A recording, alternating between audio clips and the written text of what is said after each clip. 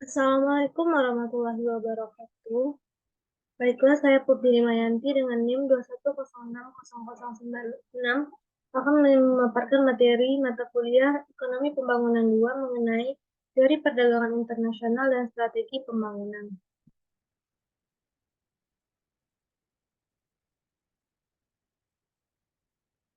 Untuk materi yang pertama mengenai globalisasi perekonomian.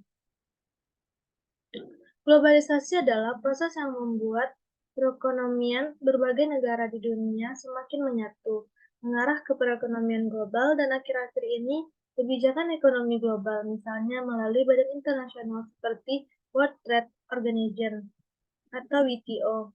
Globalisasi membawa manfaat dan peluang di samping biaya dan risiko. Hal ini berlaku bagi semua orang di semua negara, terutama orang-orang miskin di negara-negara berpendapatan rendah yang pertaruhannya jauh lebih besar. Porsi terbesar dari sisi positifnya mungkin diperuntukkan bagi negara-negara berkembang. Globalisasi memang menghadirkan berbagai kemungkinan baru untuk pembangunan perekonomian berbasis luas dengan menyediakan beragam jenis interaksi dengan orang-orang di negara lain. Globalisasi berpotensi memberi manfaat bagi negara-negara berkembang secara langsung dan tidak langsung melalui pertukaran budaya, sosial, ilmu pengetahuan, dan teknologi selain melalui perdagangan dan keuangan internasional.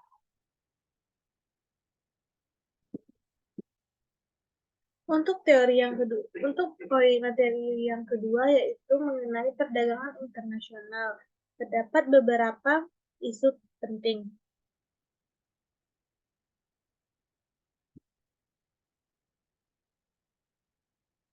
Di dalam suatu perdagangan dan pembangunan tentu saja memiliki beberapa pertanyaan, mungkin banyak pertanyaan mengenai apa saja sih perdagangan dan pembangunan tersebut. Ini adalah beberapa pertanyaan mengenai materi materi perdagangan dan pembangunan.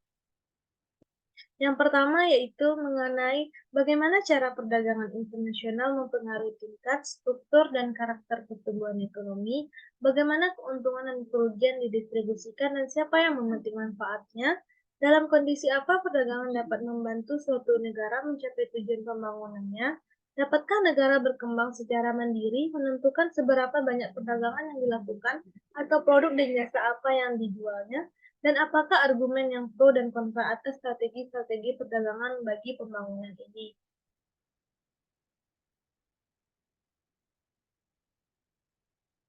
Arti penting ekspor bagi berbagai negara berkembang. Semakin besarnya pangsa ekspor dan di negara-negara berkembang yang tercatat pada GDP mereka sebagian mungkin disebabkan oleh semakin tingginya harga relatif jasa dan perdagangan di negara maju ketimbang negara berkembang. Namun demikian, hal tersebut menekankan bahwa negara berkembang umumnya lebih bergantung pada perdagangan dalam hubungan ekonomi internasional, karena sebagian besar perdagangan yang dilakukan adalah transaksi barang, di mana perbedaan harga barang antar negara lebih kecil. Terlebih lagi, secara umum, ekspor dari negara berkembang kurang terdiversifikasi ketimbang negara maju.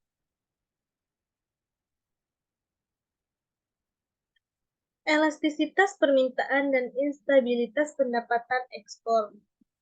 Elastisitas pendapatan terhadap permintaan atau income elasticity of demand untuk produk premier relatif rendah. Persentase kenaikan permintaan atas produk pertanian primer oleh para importir kebanyakan adalah negara kaya akan naik dalam jumlah yang lebih kecil daripada persentase kenaikan GNI mereka.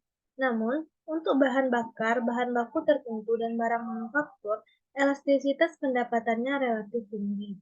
Selain itu, karena elastisitas harga terhadap permintaan atau price elasticity of demand atas dan penawaran dari komoditas primer juga cenderung rendah, artinya inelastis. Setiap pergeseran pada kurva permintaan atau kurva penawaran akan mengakibatkan fluktuasi harga yang tajam dan bergejolak. Bersama-sama, kedua fenomena elastisitas ini menghasilkan apa yang disebut dengan instabilitas pendapatan ekspor atau export earning instability, yang mengakibatkan tingkat pertumbuhan ekonomi yang lebih rendah dan tidak terduga.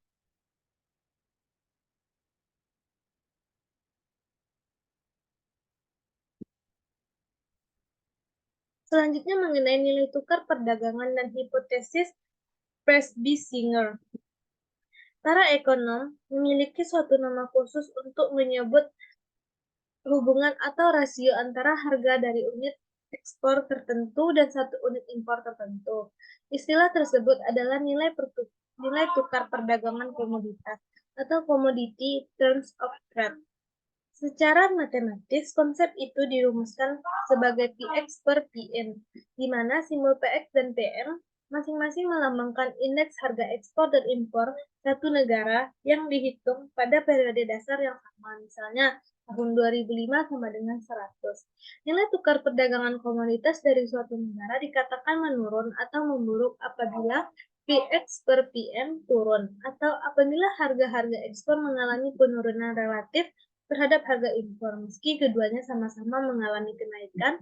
Sebagian besar literatur menegaskan bahwa sepanjang sejarah, harga komoditas primer telah menurunkan relatif terhadap barang manufaktur. Teori utama mengenai menurunnya nilai tukar perdagangan komoditas dikenal sebagai hipotesis Presby-Singer atau Presby-Singer hypothesis, mengambil nama dua ekonom pembangunan yang eksplorasi dampak-dampak negatif perdagangan internasional terhadap negara-negara berkembang di tahun 1950-an.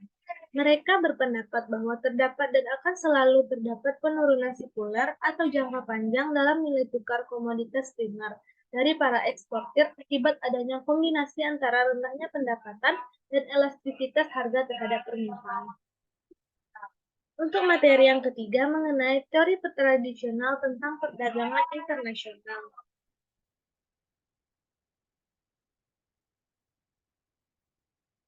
Dalam teori ini terdapat 3 poin, yaitu yang pertama keunggulan komparatif, karena hampir tidak mungkin seseorang atau satu keluarga memenuhi kebutuhan mereka sendiri, bahkan untuk hidup yang paling sederhana sekalipun, mereka memperoleh keuntungan dengan terlibat dalam kegiatan yang paling casual atau kegiatan di mana mereka memiliki keunggulan komparatif atau comparative advantage dalam bentuk kemampuan bawaan atau anugerah sumber daya. Selanjutnya ada model neoklasik, teori perdagangan anugerah faktor endowment teori perdagangan teori, atau neoklasik atau proporsi variabel Hackers-Ollin juga memungkinkan kita untuk menjabarkan secara analitis dampak dari pertumbuhan ekonomi terhadap pola perdagangan dan dampak dari perdagangan terhadap struktur ekonomi nasional dan terhadap perolehan pendapatan atau pembayaran atas beragam faktor produksi.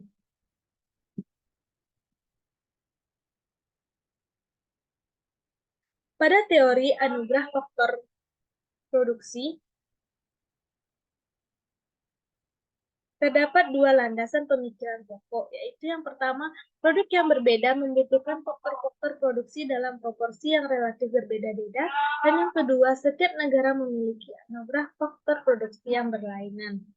Untuk yang ketiga, teori perdagangan dan pembangunan.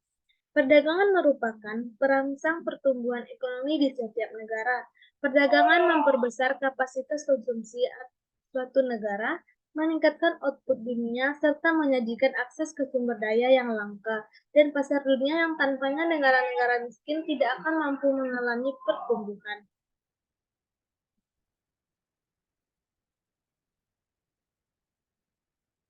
Perdagangan cenderung mendorong kesetaraan internasional dan domestik dengan cara menyetarakan harga faktor, meningkatkan pendapatan real negara-negara yang sedang berdagang, serta membuat penggunaan anugerah sumber daya dunia dan setiap negara efisien. Misalnya, meningkatkan upah relatif di negara yang kaya akan tenaga kerja dan menurunkan upah di negara yang kekurangan tenaga kerja.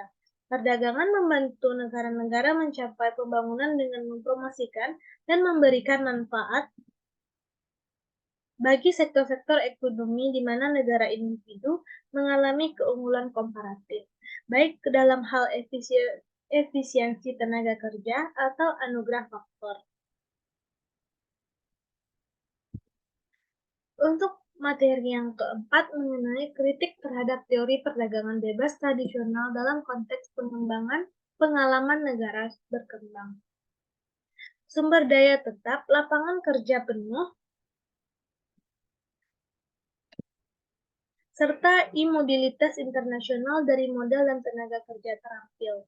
Pertumbuhan sumber daya dan perdagangan, model utara-selatan dari perdagangan yang timpang dalam realitasnya, perekonomian dunia ditandai dengan perubahan pesat dan faktor-faktor produksi, tidak bersifat tetap baik dalam hal kuantitas maupun kualitas. Kritikus mengemukakan bahwa hal ini benar adanya terutama terkait dengan sumber daya yang sangat penting bagi pertambahan dan pembangunan.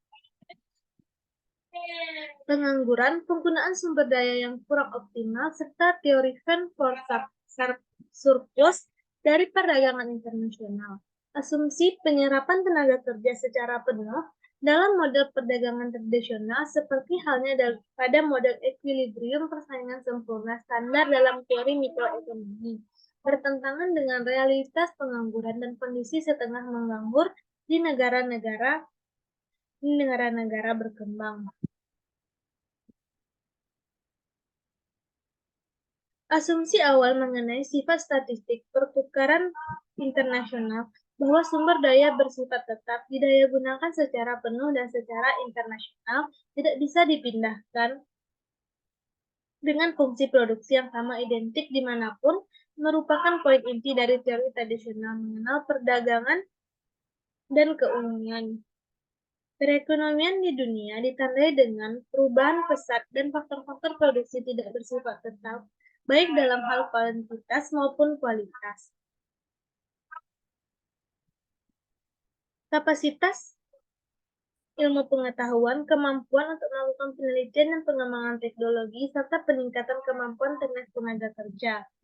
Ini sangat diperlukan pada pembangunan di negara berkembang.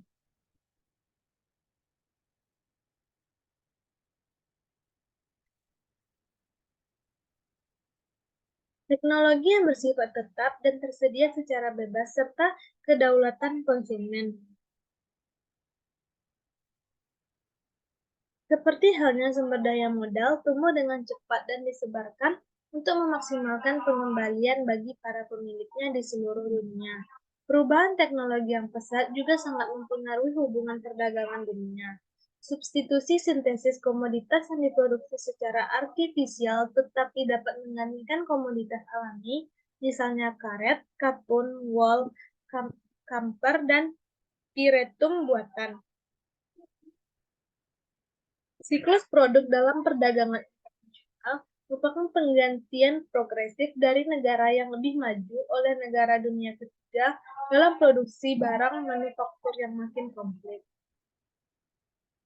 Ketidakpastian skala hasil yang semakin meningkat, persaingan tidak sempurna, dan isu-isu dalam spesialisasi, teori perdagangan tradisional mengasumsikan bahwa negara telah siap menyesuaikan struktur ekonominya terhadap perubahan yang dipengaruhi harga dan pasar dunia.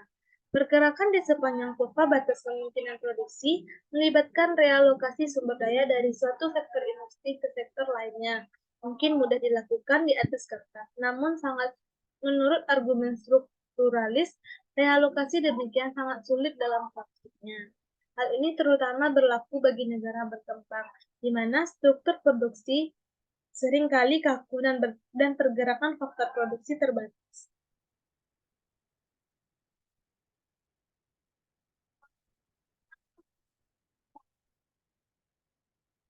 Selain itu, kendali pasar monopolistik dan oligopolistik atas berbagai komoditas yang diperdagangkan secara internasional beserta diferensiasi produk yang semakin luas, perdagangan industri, dan ekonomi eksternal dari produksi menyiratkan bahwa sejumlah perusahaan besar mampu mengatur harga dan pasokan, terkadang juga permintaan dunia untuk kepentingan mereka pribadi.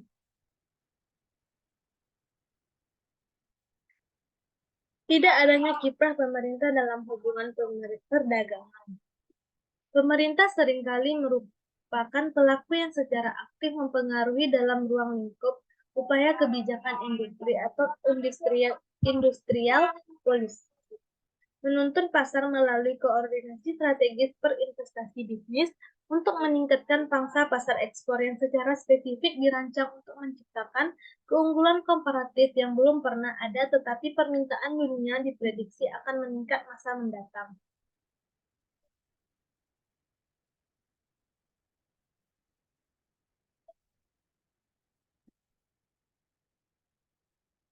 Perdagangan yang seimbang penyesuaian harga internasional. Dengan asumsi perdagangan yang seimbang atau balance trade dan tidak adanya pergerakan modal internasional, permasalahan neraca pembayaran tidak akan muncul. Dalam teori perdagangan murni, perdagangan yang seimbang adalah situasi di mana nilai ekspor dan nilai impor suatu negara seimbang. Keuntungan perdagangan bagi penduduk suatu negara. Dengan berkembang pesatnya perusahaan multinasional serta semakin meningkatnya kepemilikan asing pada perusahaan di berbagai negara, statistik agregat atas pendapatan ekspor dan tentu saja GDP negara-negara berkembang bisa menyelubungi kenyataan bahwa penduduk negara berkembang itu sendiri, terutama lapisan penduduk yang lebih miskin, tidak diuntungkan dari adanya ekspor tersebut. Keuntungan tersebar dari perdagangan mungkin malah mengalir kepada warga negara asing yang seringkali merepatriasikan sebagian besar pendapatan itu ke negara asalnya. Perdagangan antar dan intra-industri yang dilakukan mungkin akan tampak seperti perdagangan antar negara maju dan negara miskin.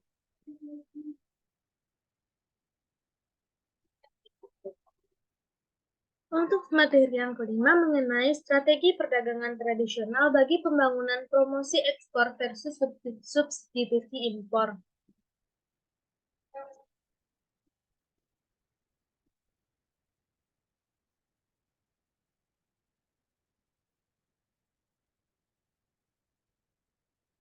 Isu promosi ekspor keluar versus substitusi impor berorientasi ke dalam secara lebih mendetail dengan menerapkan 4 kategorisasi berikut.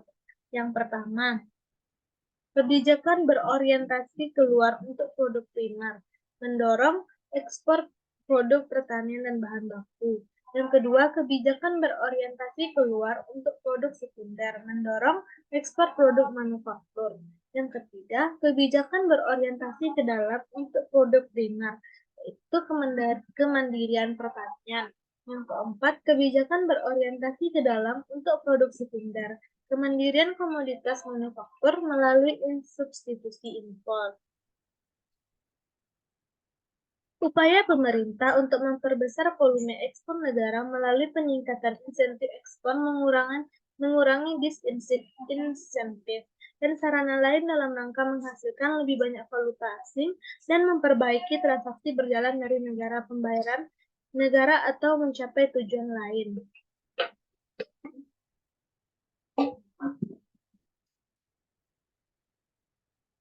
Perluasan ekspor produk manufaktur.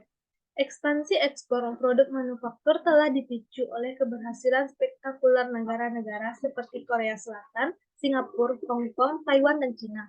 Sebagai contoh, selama beberapa dasawarsa, ekspor total Taiwan tumbuh lebih dari 20% setiap tahunnya, dan ekspor Korea Selatan bahkan lebih tinggi lagi dibandingkan ekspor dari Taiwan. Dalam kedua kasus ini, pertumbuhan ekspor tersebut didominasi oleh produk manufaktur yang berkontribusi pada lebih dari 80% pendapatan valuta asing atau kelas kedua negara itu. Bagi negara-negara berkembang, secara keseluruhan ekspor manufaktur tumbuh dari kisaran 6% nilai ekspor total mereka pada tahun 1950 hingga menjadi 64% pada tahun 2000. Jika digabung pada tahun 2002, pangsa negara-negara berpendapatan rendah dan menengah mencapai 25,7% dari ekspor produk manufaktur dunia. Cina mendominasi dengan pangsanya yang tumbuh paling pesat. Akan tetapi, kontribusi negara-negara berpendapatan rendah hanya 1% lebih dari total jumlah tersebut. Struktur tarif dan proteksi yang efektif. Tingkat proteksi efektif atau effective rate of protection menunjukkan presentasi di mana nilai tambah atau value added dari tahapan proses produksi tertentu dalam industri domestik dapat melebihi harga tanpa adanya proteksi. Dengan kata lain, hal ini menunjukkan seberapa persen jumlah penyisian untuk upaya, bunga, laba, dan pengusutan yang dibayar oleh perusahaan lokal dapat akibat adanya proteksi melebihi jumlah tersebut apabila perusahaan yang sama menghadapi persaingan bebas atau tidak ada proteksi tarif dengan produsen asing.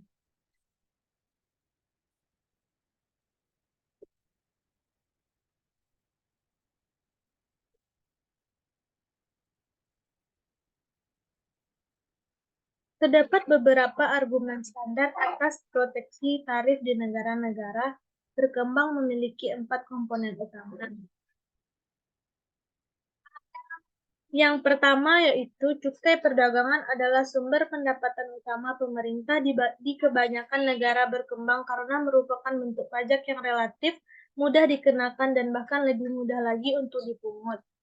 Yang kedua yaitu pembatasan impor mencerminkan respon yang jelas atas persoalan neraca pembayaran dan utang yang kronis.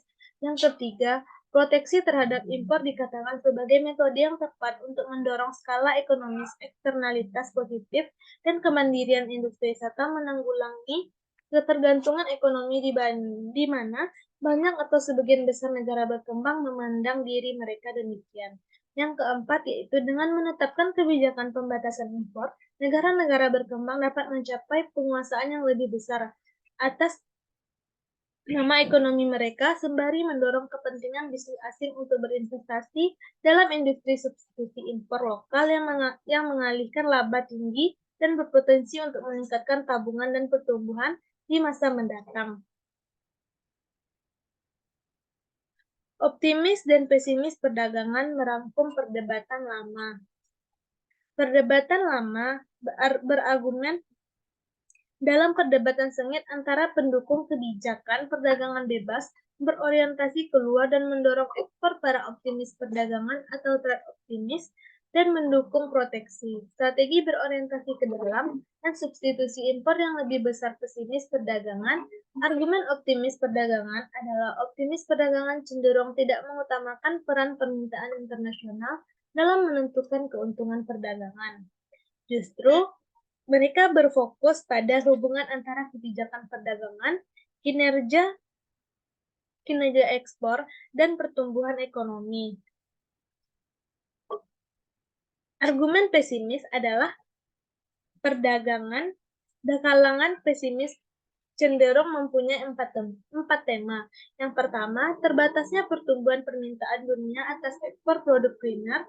Yang kedua, penurunan sementara dalam nilai tukar perdagangan negara-negara penghasil di produk primer. Yang ketiga, meningkatnya proteksionisme baru terhadap produk manufaktur dan produk olahan pertanian dari negara berkembang. Dan yang keempat, adanya kegagalan pasar yang mengurangi kemampuan negara berkembang untuk beralih pada produk ekspor yang bernilai lebih tinggi.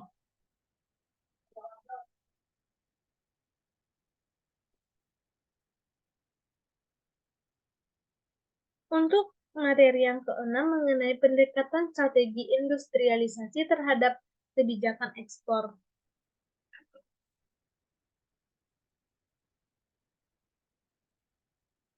Pendekatan strategi industrialisasi atau industrialization strategy approach merupakan pandangan yang berorientasi keluar dan optimis mengenai pembangunan yang didorong oleh ekspor, tetapi masih memandang penting peran aktif pemerintah dalam mempengaruhi jenis dan prioritas ekspor ketika suatu negara ingin memproduksi lebih banyak produk canggih, sehingga memberikan nilai tambah.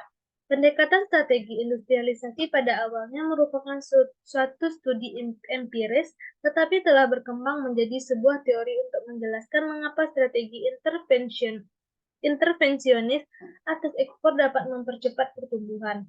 Teori yang dikembangkan dalam pendekatan ini berfokus pada pengidentifikasian dan penanggulangan kegagalan pasar yang ditemui dalam proses industrialisasi. Mengapa strategi industrialisasi yang berorientasi ekspor menjadi penting? Tentu saja penting bagi negara kecil. Salah satu alasannya adalah untuk menjamin adanya pasar dan ukuran yang mencukupi. Penggunaan ekspor produk manufaktur dengan konten teknologi yang semakin membaik sebagai tolak ukur kinerja secara optimis, menekankan target-target dengan manfaat pembangunan yang sangat kentara. Selain itu, pasar ekspor dunia merupakan arena di mana kinerja benar-benar diuji dengan jelas, cepat, dan ketat, sembari menjaga pemerintah dengan sumber daya dan kapasitas masih yang pada dasarnya terbatas agar benar-benar terfokus pada persoalan yang relevan dan dapat dikelola. Dalam perekonomian dunia yang makin mengglobal, Peluang untuk tumbuh melalui ekspor dan bersandar pada insentif beberapa hal lebih besar, tetapi dalam hal lain berkurang ketimbang sebelumnya. Sebagai contoh, berakhirnya multi-feeder arrangement membuat negara-negara pasar berpendapatan rendah semakin sulit untuk meluncurkan program ekspor manufaktur melalui cara tradisional. Untuk memulai ekspor, kondisi dari strategi industrialisasi juga kini berbeda dibandingkan beberapa dasawarsa lalu dalam hal investor asing jauh lebih leluasa bergerak dan dapat berpindah dengan cepat ke tempat yang menawarkan upah atau biaya produksi lainnya yang lebih murah. Produksi efisien membutuhkan kapasitas lokal untuk melengkapi faktor-faktor dengan mobilitas tinggi. Dengan demikian, globalisasi memerlukan lokasi yang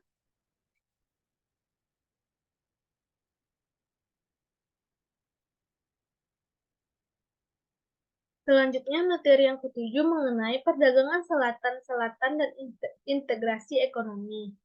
Integrasi ekonomi atau teori dan praktik, salah satu varian dari hipotesis perdagangan selatan adalah bahwa negara-negara berkembang sebaiknya melakukan lebih dari sekedar perdagangan yang lebih besar satu sama lain dan beralih pada integrasi ekonomi atau economy integration. Integrasi ekonomi terjadi ketika sejumlah negara dalam wilayah yang sama bergabung untuk membangun uni ekonomi atau economic union atau blok perdagangan regional atau regional trade blocks dengan menciptakan hambatan tarif terhadap produk-produk dari negara-negara non-anggota sembari membebaskan perdagangan antar anggota. Blok perdagangan regional dan globalisasi perdagangan. Dua blok perdagangan utama kini berdiri di Amerika Latin, Argentina, Brazil, Paraguay, dan Uruguay. Pada tahun 1994, membuka kesepakatan satu zona perdagangan bebas yang disebut dengan Southern Common Market, dikenal juga dengan nama Mercosur. Anthony Venables berpendapat melalui penjelasan lebih lanjut dari teori perdagangan tradisional bahwa dalam suatu pabean tunggal atau negara yang tingkat keunggulan komparatif berada di negara mitranya dengan negara-negara lain di dunia akan memiliki kinerja yang lebih baik ketimbang negara-negara keunggulan komparatif ekstrim. Akibatnya, integrasi di antar negara-negara berpendapatan rendah cenderung mengakibatkan divergensi pendapatan negara anggota, sedangkan kesepakatan antar negara berpendapatan tinggi mengakibatkan konvergensi pendapatan. Untuk materi yang ke-8 mengenai kebijakan perdagangan negara-negara maju, perlunya reformasi dan resistensi terhadap tekanan proteksionis baru. Hambatan utama bagi ekspansi ekspor baik produk primer maupun manufaktur adalah berbagai hambatan perdagangan yang diciptakan oleh negara-negara maju terhadap ekspor komoditas utama dari negara berkembang. Tanpa adanya integrasi ekonomi atau bahkan tanpa dukungan atas upaya ini, prospek ekspansi perdagangan dan pendapatan valuta asing masa depan sangat bergantung pada kebijakan domestik dan internasional dari negara-negara maju. Hambatan tarif dan non-tarif proteksionis baru antara bea cukai kuota, batasan ekspor sukarela, peraturan sanitasi yang dibuat-buat, yang dikenakan oleh negara-negara kaya pada komoditas ekspor negara-negara miskin telah menjadi penghalang utama bagi ekspansi kapasitas penerimaan ekspor negara-negara miskin atau berkembang.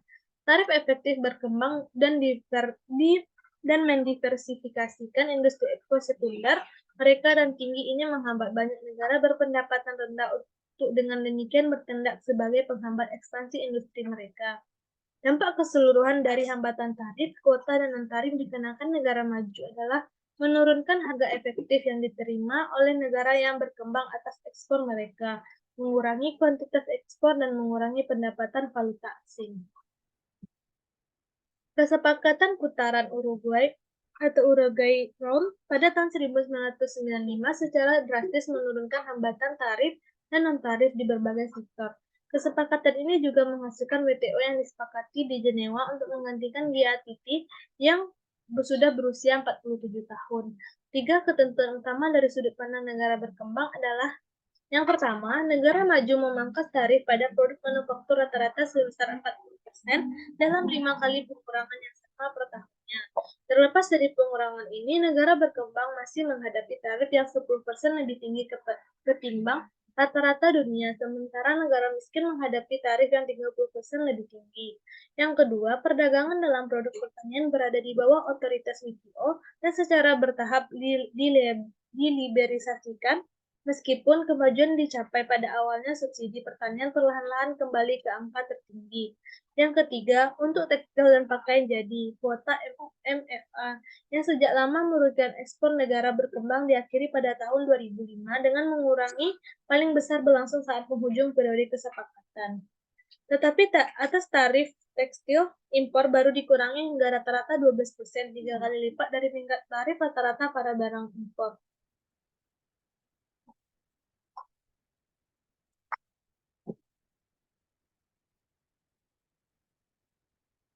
Baiklah, hanya itu materi yang bisa saya paparkan. Terima kasih. Wassalamualaikum warahmatullahi wabarakatuh.